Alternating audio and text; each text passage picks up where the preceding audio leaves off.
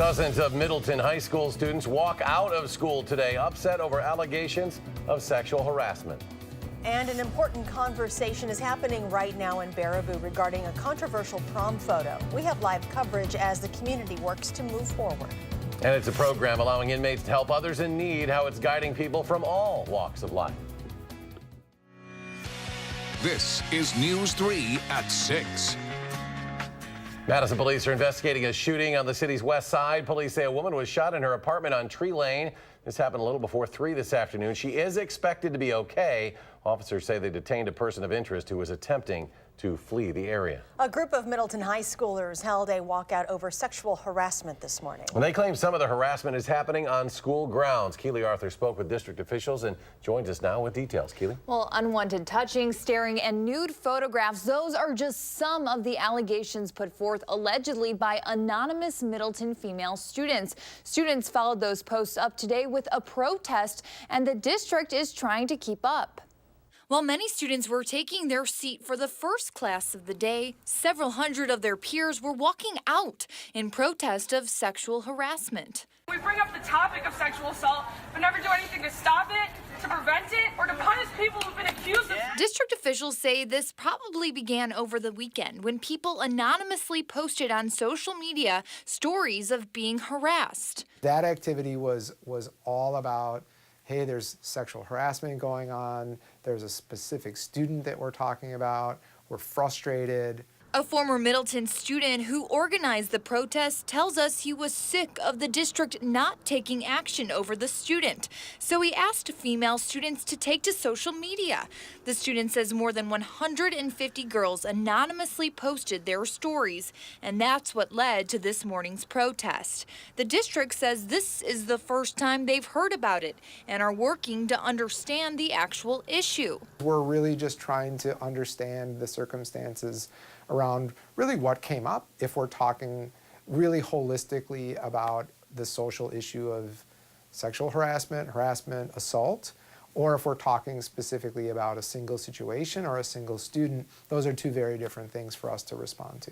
Middleton schools officials like Principal Steve Plank are now investigating, working with the student involved in the majority of the accusations, and inviting any of the students who anonymously posted or protested today to come forward with their stories. Now tell us more. Tell us more of the why. Tell us more of how you got to this place and what we can then do together to help sort of to the benefit of the whole. The district says it encourages its students to peacefully organize. Parents of the students involved in this morning's protest did have to excuse their children from school. All right, Keely Arthur reporting. Keely, thank you. Right now, dozens of people are meeting at Baraboo High School to talk about how their community can move forward. They're talking about a controversial prom photo featuring students from the city's high school. That photo gained international attention when it resurfaced online earlier this month, and it looks like some of the pictured boys are actually giving a Nazi salute. The mayor of Baraboo, religious leaders, and an administrator with the school district are all expected to talk at tonight's meeting. Baraboo's police chief weighed in on tonight's meeting while on News 3 this morning. Last week was a really long week for us in Baraboo. We had not only the challenge of what was put out there, the picture, but we also had the challenge of the visceral response, and people are really outraged. And I understand why they're outraged. I really do. And that's not a bad thing. Outrage isn't a bad thing when you've been offended or have issue. But the bigger key is how can we push that forward? So Again, tonight's meeting is the first of 3 planned, and we have locations and times of the other 2 online at channel3000.com. There will be no recount in the race for Wisconsin Attorney General. Incumbent Republican Brad Schimmel announced his decision this morning.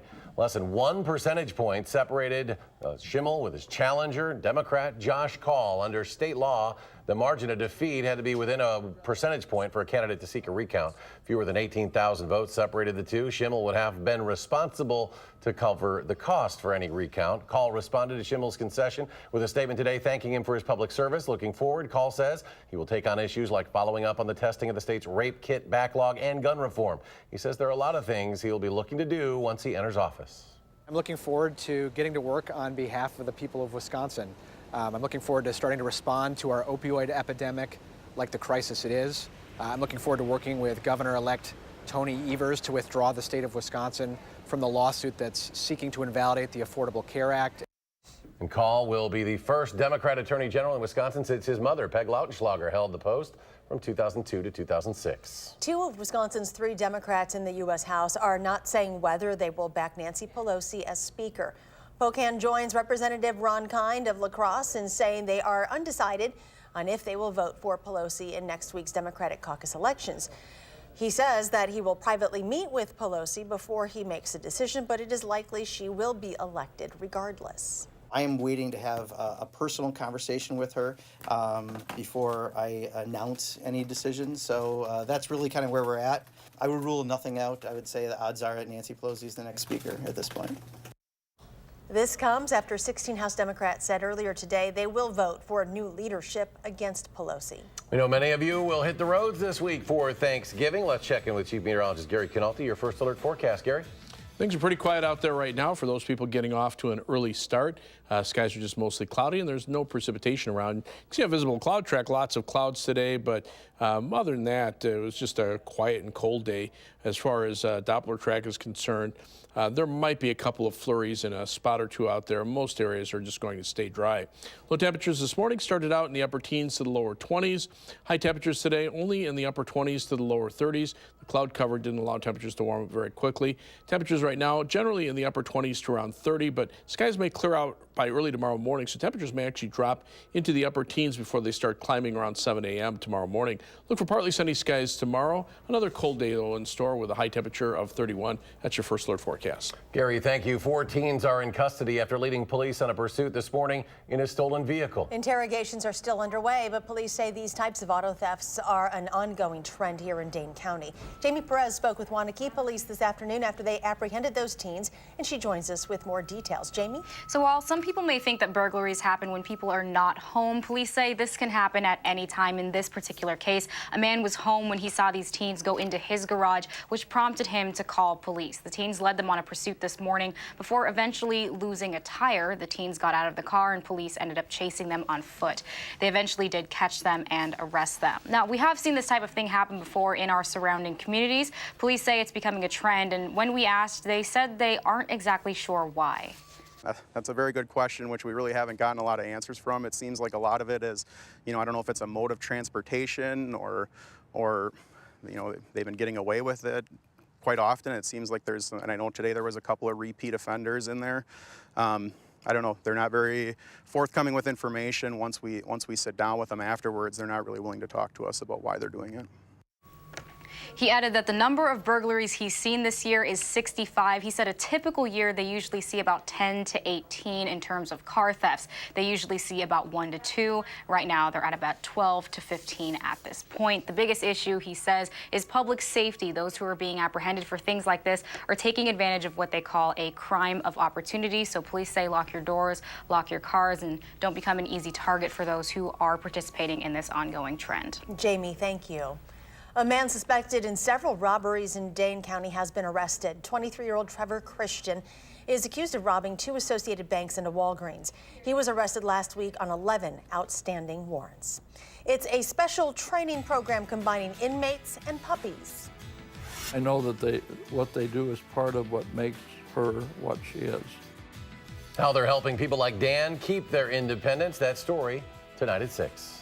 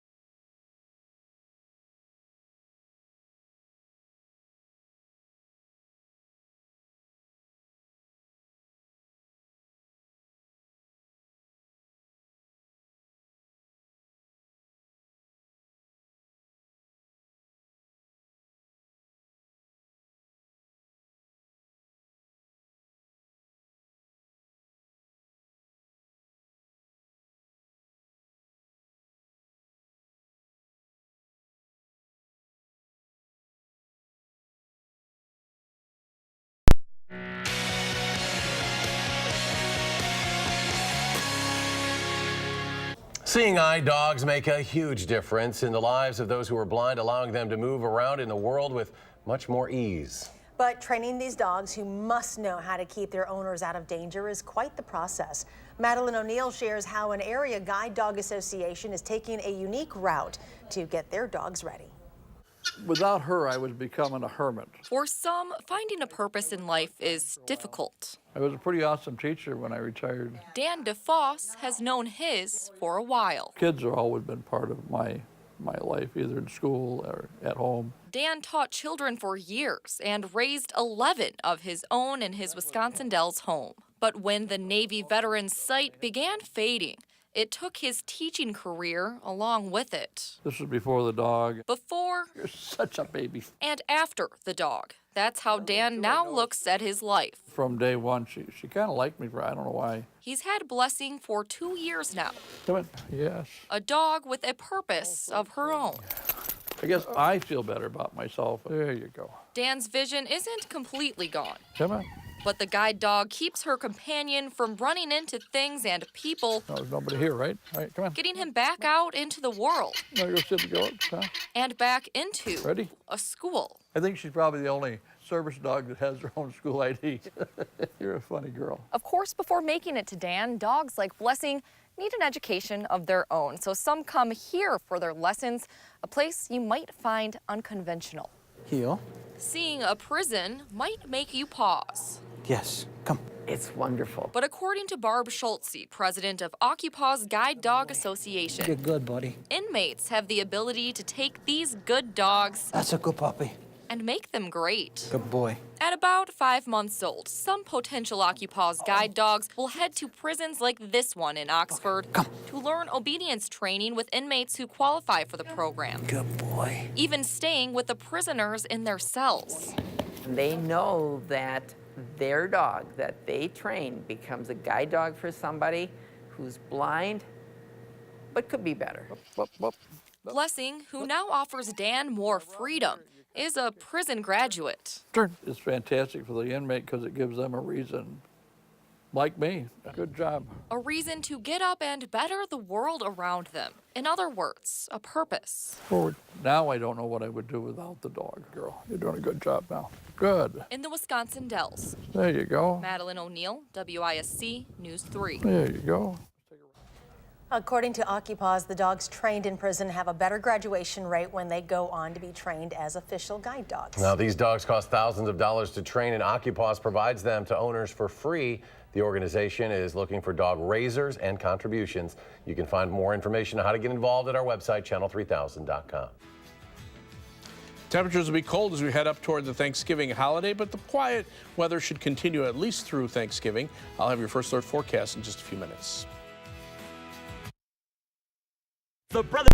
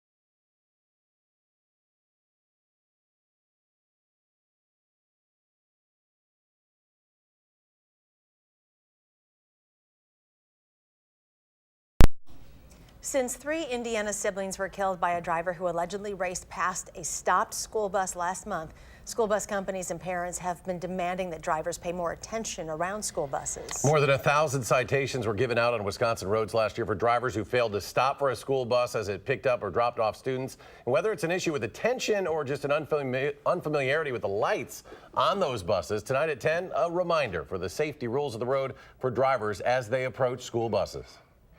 You see a big yellow school bus and it has lights flashing, or you just see a big yellow school bus, you need to wake up. You need to really pay attention. People see the yellow. Yellow means go faster, right? Not stop. My yellow means I'm going to stop. Buses are also becoming more and more equipped with ways to catch violators. We'll learn more tonight. Special report on News 3 at 10. Chief Meteorologist Gary Canalti joins us now with a look at your work week forecast. Pretty quiet for the short work week before the holiday, and I think Thanksgiving holiday should be quiet as well, which is good news there. Let's start out by taking a look, first of all, at Doppler track for those getting an early start on traveling. Things pretty quiet across much of the Midwest. There are some light snow showers farther to the south, and there's also some lake effect snow showers downwind from Lake Superior and on the other side of Lake Michigan, but Wisconsin right now pretty quiet. There might be a flake or two of snow falling from the clouds that we have overhead, but for the most part it's just pretty quiet out there. Live view from the Edgewater Skycam in downtown Madison. Not seeing any snowflakes, at least for the time being, in the downtown area. Low this morning, 23, high temperature 31. So with that cloud cover, temperatures didn't vary much between the early morning low temperatures, the afternoon high temperatures, which are below normal. 28, the current temperature with cloudy skies, winds are out of the northwest at 7. That gives us a wind chill of 21 degrees. As we look at weather tracking, you can see a strong jet stream overhead, continuing to bring cold air into much of the eastern part of the country. Snows downwind from the Great Lakes. Another snow system will bring several inches of snow to northern New England. Much of the rest of the country quiet for right now. A storm system will be moving some rain into California over the next few days. Weather track across the Midwest, though, shows a cold front has passed through to the south and east, and now high pressure is building in. But look at the large amount of low clouds, even with the high pressure coming in. Notice to the north and west, though, those temperatures dropping off into the single digits already near the U.S.-Canadian border. As we take a look at a longer-term future track forecast, this begins this evening. You can see the clouds thinning out late tonight. We'll probably see some sunshine tomorrow before clouds start to move back in late in the day. A little batch of snow showers or flurries will pass mainly to the north of us. We'll probably just get a few flakes from that. Then Wednesday will be quiet, and so will Thanksgiving itself. Notice the winds out of the north on Wednesday, but then as we start to head toward Thanksgiving, the winds become a little more easterly and then southeasterly, and they'll pick up in speed during the afternoon. Maybe a few more clouds late in the day on Thanksgiving afternoon. Otherwise, look for temperatures to be in the upper 30s to around 40 on Thanksgiving, and probably back in the 40s on Friday. And that's because the winds then become southerly, start to bring up some moisture, and rain out to the west of us will move in sometime Friday afternoon into Friday night, bringing us some rain showers. That could be mixed with a little bit of snow late Friday night into early Saturday morning. Then as that system heads away, the next one upstream will start to head in our direction, and by Sunday, it's possible that we could start to see some light rain and snow showers late in the day, changing to light snow Sunday night into Monday morning before that storm clears through. So that would be probably the best chance for any adverse weather, at least around here as far as the travel around the holiday weekend. Our forecast for tonight calls for skies to be mostly cloudy. It'll be cold with a low of 18. Skies will start clearing toward morning. Tomorrow, look for partly sunny skies, but a cold day, very similar to today with a high of 31.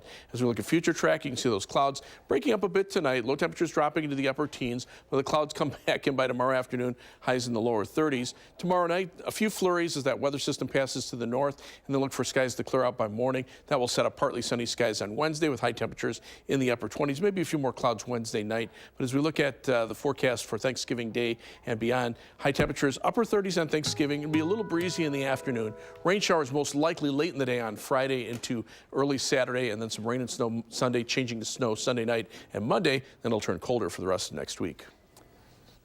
Jonathan Taylor's having a great season, but is it good enough to win the Heisman Trophy? The story's coming up in sports.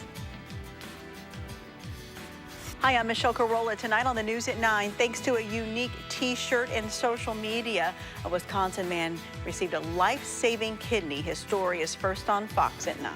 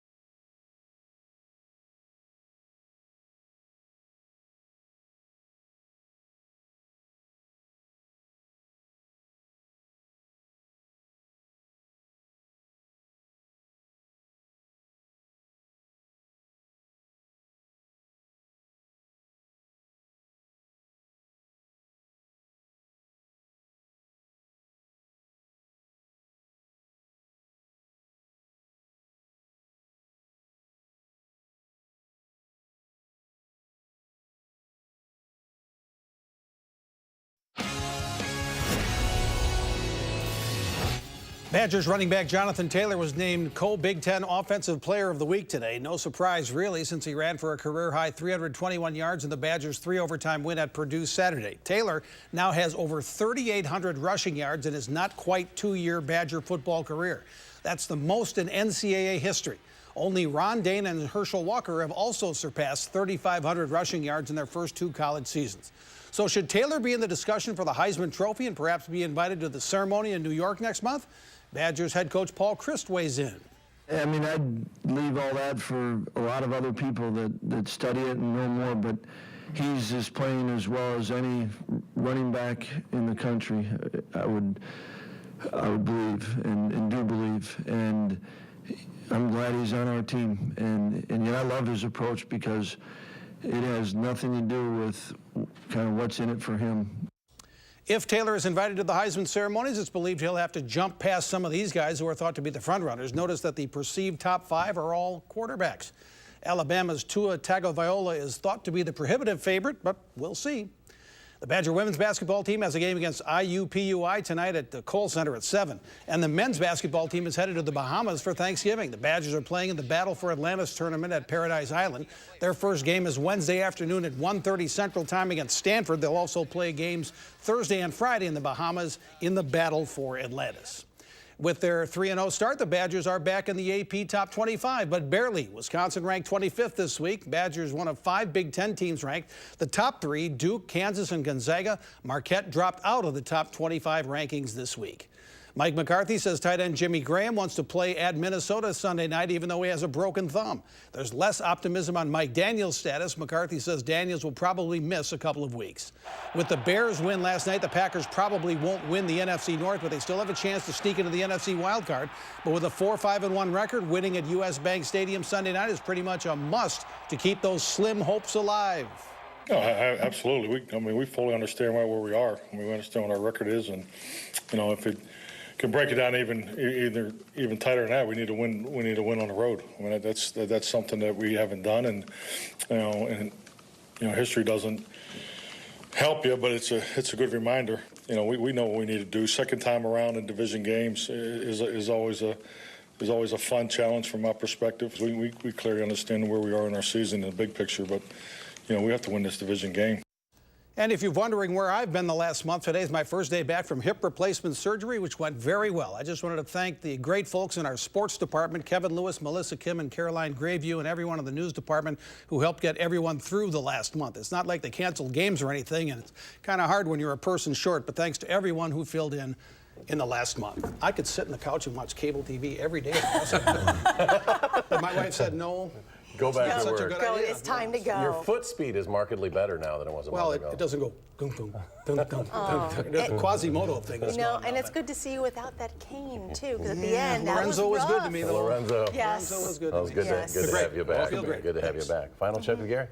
Pretty cold out there right now. Temperatures in the upper 20s with wind chills in the upper teens to the lower 20s. Otherwise, for tomorrow, look for a high of 31, 32 on Wednesday, but 38 for Thanksgiving with a little bit of a breeze in the afternoon. Some rain showers late Friday into Saturday, and maybe some light snow Sunday night and Monday, and cold for the rest of next week. Thanks for joining us for News 3 at 6. Have a great evening, and we'll see you back here at 10. Download the new Channel 3000 app and get alerted on your mobile device the minute news breaks. Wherever you go, be the first to know with Channel 3000.